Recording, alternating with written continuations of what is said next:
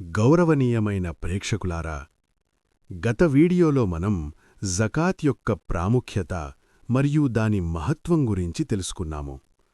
అలాగే జకాత్ ఇవ్వని వారి కోసం ఖుర్ఆన్ మరియు హదీస్లో చెప్పబడిన కఠినమైన హెచ్చరికలు మరియు శిక్షల గురించి కూడా తెలుసుకున్నాము. ఇప్పుడు ఒక చాలా ముఖ్యమైన ప్రశ్న మన ముందుకు వస్తుంది. జకాత్ ఎవరిపై ఫర్జ్ అవుతుంది? ఫర్జ్ అంటే తప్పనిసరిగా చేయాల్సిన కర్తవ్యం. ప్రతి ముస్లిం జకాత్ ఇవ్వాలా, లేక కొన్ని ప్రత్యేకమైన షరతులున్నాయా? ఈ విషయాన్ని ఖుర్ఆన్ మరియు హదీస్ వెలుగులో మనం అర్థం చేసుకుందాం. ఇస్లాంలో జకాత్ ప్రతి ఒక్కరిపై ఫర్జ్ కాదు. కొన్ని ప్రత్యేకమైన షరతులు నెరవేరినప్పుడు మాత్రమే జకాత్ ఫర్జ్ అవుతుంది. ఒక ముస్లిం వ్యక్తి స్వతంత్రుడై ఉండాలి, నిసాబు పరిమాణంలో సంపద ఉండాలి మరియు ఆ సంపదపై ఒక పూర్తి సంవత్సరం గడవాలి. ఈ షరతుల్లో ముఖ్యమైనది నిసాబ్. నిసాబ్ అంటే ఏమిటి? సాధారణంగా చెప్పాలంటే ఒక వ్యక్తి దగ్గర ఒక నిర్దిష్ట పరిమాణం కంటే ఎక్కువ సంపద ఉంటే అప్పుడు అతనిపై జకాత్ ఫర్జ్ అవుతుంది. ఆ నిర్దిష్ట పరిమాణాన్ని నిసాబ్ అని అంటారు. హదీస్ ప్రకారం బంగారం యొక్క నిసాబ్ 7.5 తులాలు. మన ఈ కాలం లెక్క ప్రకారం అది సుమారు 87.42 గ్రాములు. అలాగే వెండి యొక్క నిసాబ్ 52.5 తులాలు. మన ఈ కాలం లెక్క ప్రకారం అది సుమారు 612.36 గ్రాములు. ఒక వ్యక్తి దగ్గర ఈ పరిమాణంలో బంగారం లేదా వెండి ఉండి ఆ సంపదపై ఒక సంవత్సరం పూర్తయితే అతను జకాత్ ఇవ్వాలి. ఇక్కడ ఒక ముఖ్యమైన విషయం బాగా అర్థం చేసుకోవాలి. చాలామంది దగ్గర 7.5 తులాలు బంగారం ఉండదు, అలాగే 52.5 తులాల వెండి కూడా ఉండదు.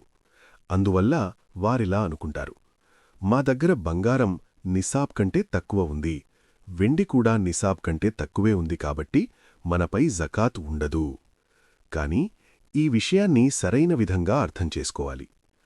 ఒక వ్యక్తి దగ్గర కేవలం బంగారం మాత్రమే ఉండి మరే ఇతర సంపద లేకపోతే అప్పుడు 7.5 తులాలు అనగా 87.42 గ్రాముల బంగారం ఉన్నప్పుడు మాత్రమే జకాత్ వాజిబవుతుంది. దానికంటే తక్కువగా ఉంటే జకాత్ వాజిబ్ కాదు.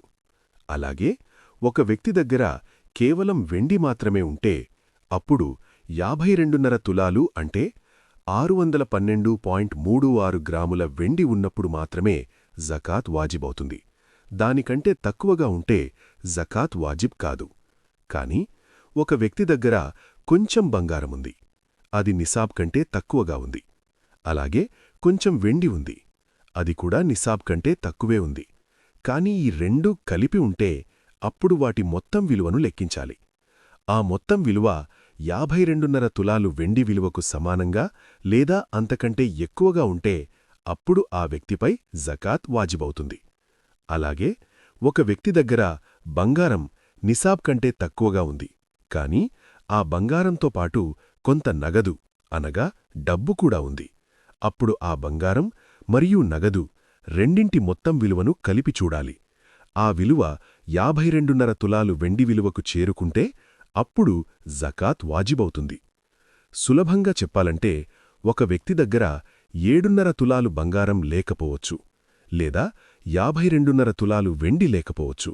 కాని అతని దగ్గర కొంచెం బంగారం మరియు కొంచెం వెండి ఉంది, లేదా కొంచెం బంగారం మరియు కొంత నగదు ఉంది, లేదా కొంత వెండి మరియు కొంత నగదు ఉంది, లేదా వ్యాపార సరుకులున్నాయి. ఈ అన్ని సందర్భాల్లో వాటి మొత్తం విలువను కలిపి లెక్కించాలి.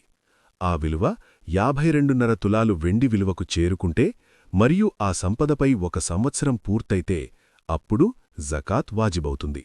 ఇక్కడ ఒక ముఖ్యమైన విషయం బాగా అర్థం చేసుకోవాలి.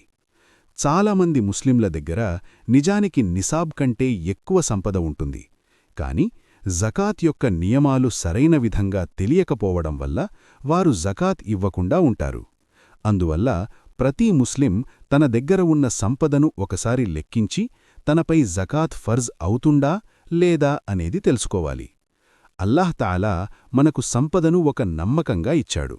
కాబట్టి మనం జకాత్ను సరిగ్గా చెల్లించి అల్లాహ్ యొక్క ఆజ్ఞను పాటించాలి. ఇన్షా అల్లాహ్ మన తదుపరి వీడియోలో జకాత్ గురించి మరిన్ని వివరాలు తెలుసుకుందాం. మీకు జకాత్ గురించి ఏదైనా సందేహం ఉంటే కమెంట్ ద్వారా అడగండి. ఇన్షా అల్లా మేము మీకు సంతృప్తికరమైన సమాధానం ఇవ్వడానికి ప్రయత్నిస్తాము.